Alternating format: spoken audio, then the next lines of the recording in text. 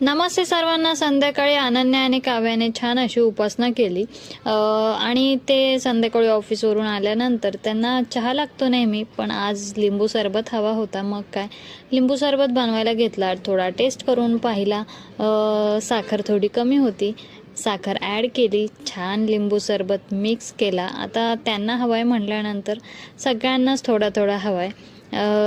ते ऑफिसवरून आलेले आहेत संध्याकाळी, तरी पण त्यांचं ऑफिसचं काम घरातून चालूच आहे।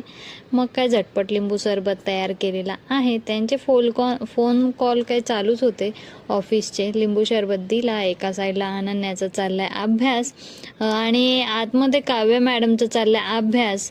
पण म्हणतात ना, 1 तास अभ्यासाला बसायचा, त्यातले 10-15 मिनटं अभ्यास करायचा, बाकीचा वेळ टाइमपास। झटपट मी स्वयंपाक करून घेतला। आज होतं शेजवान राईस आणि मंचुरियनमध्ये कलर टाकलेला नाहीये। छान जेवण झालं। जेवण झाल्यानंतर काव्या मॅडमने तिची बॅग वगैरे भरली।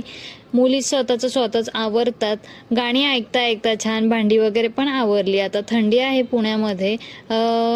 काव्याने तर स्कूलची बॅग भरली, पण अनन्या भरतीये। मग काय खरं तर भांडी धुतल्यानंतर ना हातातल्या बांगड्या खूप थंड पडतात। मग म्हणून आपलं जास्त थंडी असेल तेव्हा छोटीशी अशी शेकोटी करतो आणि सगळेजण छान गप्पा टप्पा मारतो थोडा वेळ। तुम्हाला व्हिडिओ कसा वाटला कमेंटमध्ये नक्की कळवा।